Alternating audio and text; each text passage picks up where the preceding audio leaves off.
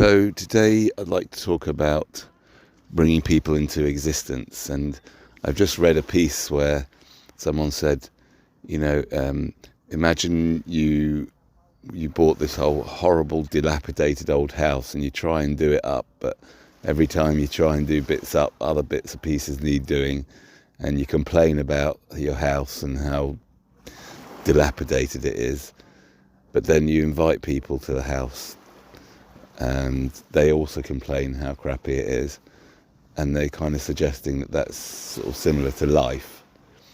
And we've spoken before already about this whole idea of why would someone bring someone into existence, and so far I haven't, and I don't think you have, come up with anybody, or rather I've not come across anybody who's come up with a good reason. But I want to counter that question with some reasons of why you should not bring someone into existence. So it's obvious to the people that realise this. It's a funny thing, the way the mind works, or my experience of it is that I expect other people to understand what I see. When it becomes so obvious, once you get this idea, then it just became so obvious that I couldn't believe why doesn't everybody else see this, right? But it's not obvious because DNA, as we've spoken about before, kind of has made it so people don't even think about this. But can you just share with us, some reasons why you think it's not to be done? Well, or maybe we'll explore the reasons why the people who do it think it should be done. That's the way around probably to approach it. Then you'll get more of an understanding of their mindset and what's driving them. So the dilapidated house analogy doesn't quite fit, because most people have a great time in the beginning, before the house starts to dilapidate. You enjoy the house. It's a beautiful house, and also the thing of building a house or living in a nice house is attractive as opposed to most people.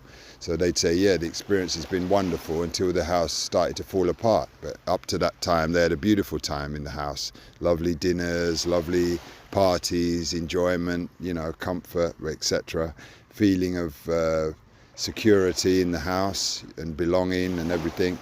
Got all your nice things in the house, your sentimental objects and your furniture, and you can rearrange the house and design it and put paintings up and paint the walls, and that occupies you while you're here.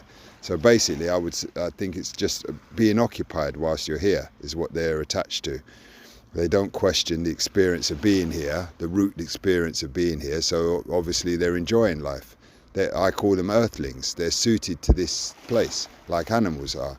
They don't question it because they feel they're sensual creatures. They feel the sun, they feel the nice textures and feelings of life, and they enjoy being in their body. They enjoy it. That's an Earthling. Now the cerebral types, they've got a problem, you see, with the body and materialism in itself. So they have a resistance to being here. So there's two types here. I see it that way. The Earthlings, they like being here until the body dilapidates, and even then they'd still say, if you ask them, it outweighs it. You see, the good times they've had outweigh the bad time that they're presently experiencing. So there's two types here, I think. That's what's going on here. Okay, that's interesting, because that would explain why it's so hard for people who are Earthlings, as you call them, to understand or to be open to what people like us are saying, to these ideas and to the questions about bringing people here. Because my wife is one of those people. She loves it here. She loves it here. Yesterday she was absolutely overwhelmed with amazement and appreciation of the sunset and the views here, and they are very beautiful. And so it's difficult for her to I mean, she does understand what I have to say in the moment, some moments, but she's still very much an Earthling and very affected by all the sensuality here. So it's difficult to get through to her with logic. Yeah, you got to remember, we're all biochemical organisms, so we're flooded with chemicals that obviously, they connect us to the earth and all of the sensations of the body. We're overwhelmed. See, most people, Earthlings they're overwhelmed and flooded with these chemicals, oxytocin, dopamine and everything. And that keeps them hooked in, it keeps them connected to the earth and all of the mechanisms, the reproductive mechanism, all of it, the sexual mechanism, touch, sensuality of the skin and everything. All of that is all tuned to keep us locked in here and keep the game going, the biochemical life game, so to speak. So it's not their fault. It's a massive undertaking to overcome that, to fire up the frontal cortex, the meta thinking, the critical thinking. That doesn't come on board with most people. I've seen, that's my understanding. I'm sure it'll be widely known soon and it will come to the surface. There's two types of people. There's those that are cerebrally kind of awake, if you like, awake, and there are those who are not, and they function more from the body. They haven't got the metacognitive processes on board fully, so they're more like animals. That's why I call them Earthlings. They're not. Then you've got the other ones that the frontal cortex is fired up completely. They're the real humans. They're true human beings. They've got cognitive functions that are way beyond the bulk of so-called humanity. So they question life. They would question everything. The abstract thinking comes from there, from the metacognitive processes. Abstract thinking, abstract thought, philosophy, ethics, all of that is from frontal cortex activity. But most people don't engage in that kind of activity. They're just engrossed in the earth game, so to speak, on a superficial level. So the question of what is life and is it worth living doesn't come up for them, because it obviously is. They're feeling that it's worth living through the body. And the frontal cortex hasn't come on board, so there's no problem for them, no disconnect. And that's what's happening, I think. Segueing on to life worth living, David Benatar, when asked, makes a big distinction between whether life is worth starting or life is worth living.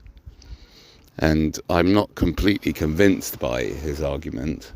I'm not sure.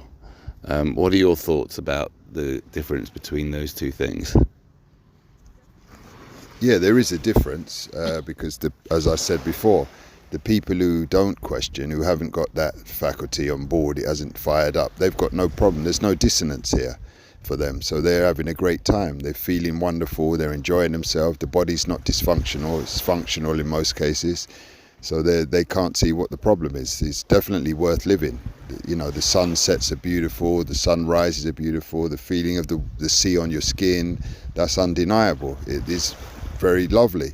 And then the thing of life worth starting is another thing. Again, it's another thing. There is no point to start a life, really, that the entity is not already here. So the parent, the one who starts the life, is making the executive decision to bring the person in, to bring the entity into existence. Now that's the part that I would say is immoral. That you're making a choice for something else that doesn't exist, see? And it's based on your experience here. If the child comes down and the body is not good, see, and it's trapped in a dysfunctional body and a mind and an emotional system, which is the case in a lot of cases, then to me that's unethical. You can't do that. So you just enjoy yourself while you're here. There's no need for a child. That's my thing. I always come back to that. I think that's the root solution to it, and that uncovers the root problem. Why breed when you've already got an inner child to feed? See, once you connect with that inner child, you're having a great time. Very good, excellent. Have a good time. Why is there a need to bring someone else in that may not have a good time? You see, in a lot of cases, the child you bring in does not have a good time. Hence the high suicide statistics. You see, and then there's another factor, which is the culture. The capitalist culture is very predatory. It's very difficult to navigate, and most people in the world we can see poverty, extreme poverty. They can't navigate. They can't make success here in a capitalist system. So you're bringing your child into that as well. It's got to be very good at making money. It's got to feel very good in its body, and that, in a lot of cases, is not the case. So you're condemning someone to like imprisonment, torture. You see, so I would say that part is wrong. Don't bring someone in. Just if you're having a good time and life is worth living for you, continue to enjoy your life. Why would you bring another? You are a child inside. You've got an internal child. Now nurture that one. Have a good time. Play while you're here, and then lovely, you're gone. Lovely, and you haven't subjected anyone else to a bad experience. And that also reminds me of because we've been kind of using the T-shirts that we're creating as a kind of anchor for discussion. And one of the series of T-shirts is sex causes XXX, sex causes ... And one of them was going to do something like sex causes lung cancer. Can you speak to that? Yeah, the idea being is that the, sex leads to a being existing, and with that existence it opens the door to every disease. Every disease known to humankind is the result of being born, is the result of being here in body. No body, no problems. No person, no pain. So if no one brought into existence, the door's closed for all the diseases that we know. Everything, cancer, blah blah blah, sexual disorders, mental disorders, everything. The whole lot, accidents, limbs being, losing limbs in motorcycle. We've seen several people here who've got terrible motorcycle accidents on their legs. You see, so you're just.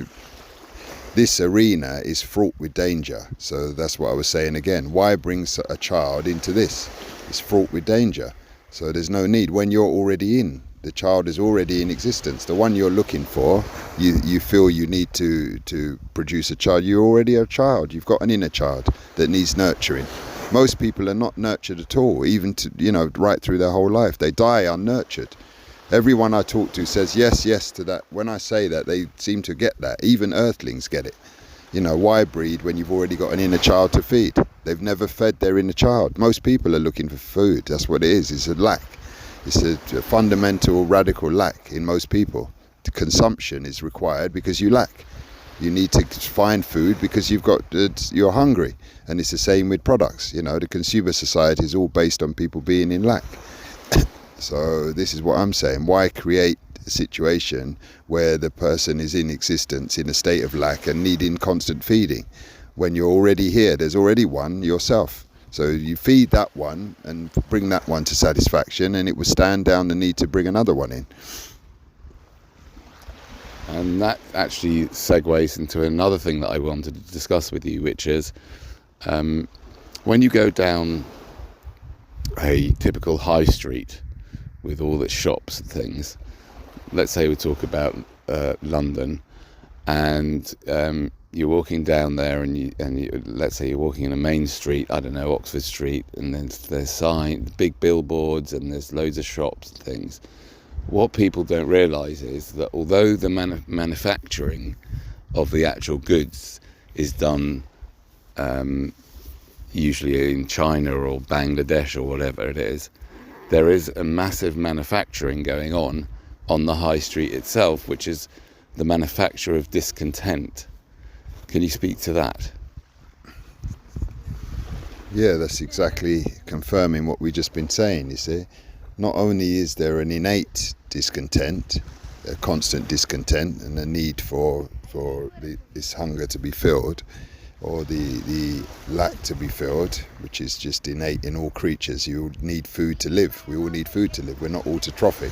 We're heterotrophic, which means you have to eat something else in order to feel okay and to fuel yourself. You need something from outside to put inside your body in order for it to function. The original organisms were autotrophic. They fed from the sun. All they needed was the sun, the energy of the sun, and that was sufficient. So they didn't need any external material to sustain themselves. So the culture, on top of that innate lack, it creates more. So it create, as you said, billboards and things like that. They create things that you don't need, needs that are not even essential needs. They're secondary needs on top. You see, Not so even needs at all. they're not needs at all. They're just created out of thin air to get you to feel that you need the product. See, so it's artificial need, manufacture of artificial need. So it's even worse. You see, this is the same. This is again what we're talking about. Why bring someone into this kind of situation where they have to overcome all of this? You see, from the off, you need food. From the very beginning, the baby's in a state of lack. It's crying. It needs food. It's born crying. See, it's born in a state of deficiency. It needs affection as well. Yeah, everything. Die without affection. Everything is coming from the outside, so it's in a complete state of lack, radical lack. See, this is crazy. When you've already been through the process yourself, you've been through it, so you're on the way to becoming a mature adult. So it's crazy, but this is the biochemical conditioning. See, it drives you again. It is another form of marketing, but it's a biochemical marketing. It makes you feel that you need a child, an external product, in order to feel okay. When you are a child, you're the one you're looking for. It's insane, really, but that's what it is. It's a deeper form of marketing. I see it as a form of marketing. It's a biochemical marketing. It's pulling you towards creating another version of yourself. It's as if the one you already are is not enough. You see, it's ridiculous. And then obviously the body buys into that, the nervous system buys in, and you're off producing another child. And that's what the reproductive mechanism is all about. It's crazy, just keeping itself going, life itself.